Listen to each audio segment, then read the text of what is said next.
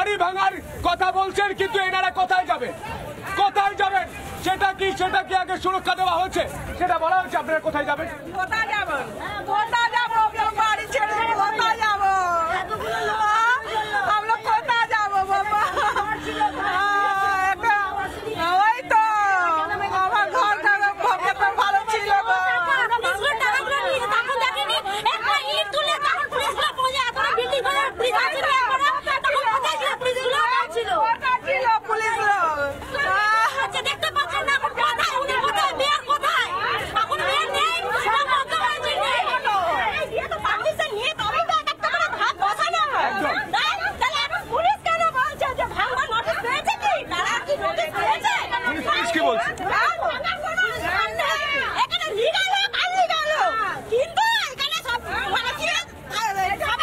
একটা বাড়ি তৈরি করতে গেলে কি করতে হয়?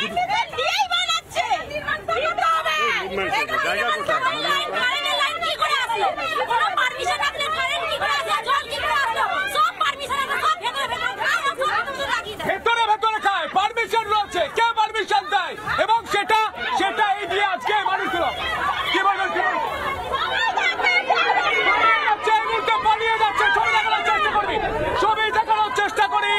সাধারণ মানুষ বলছে লেজ গুটিয়ে পালিয়ে যাচ্ছে পুরসভার কর্মীরা। পুলিশের মুহূর্তে ছবি দেখানোর চেষ্টা করবো। যন্ত্রপাতি নিয়ে কার্যত লেজ গুটিয়ে পালিয়ে যাচ্ছে পুরসভার কর্মীরা। এখানকার সাধারণ মানুষ বলছেন ছবি দেখানোর চেষ্টা করি। যে গাড়ি করে আনা হয়েছিল সেই গাড়িতে যন্ত্রাংশ তোলা হচ্ছে, যন্ত্রাংশ নিয়ে যাচ্ছেন পুরসভার কর্মীরা, পালিয়ে যাচ্ছেন। দাদা এখানে চলে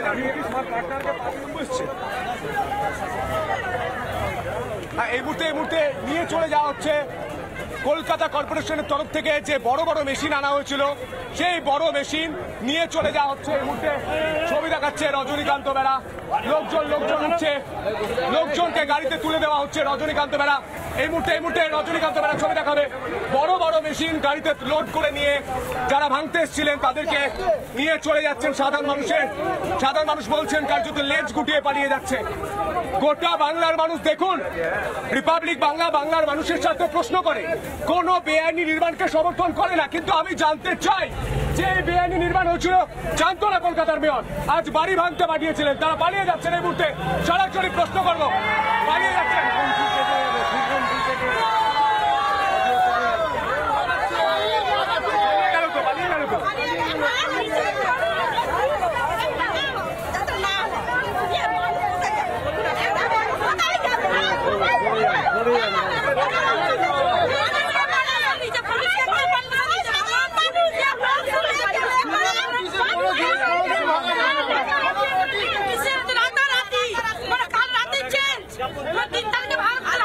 কিসের জন্য চেঞ্জ হয়ে গেল? কি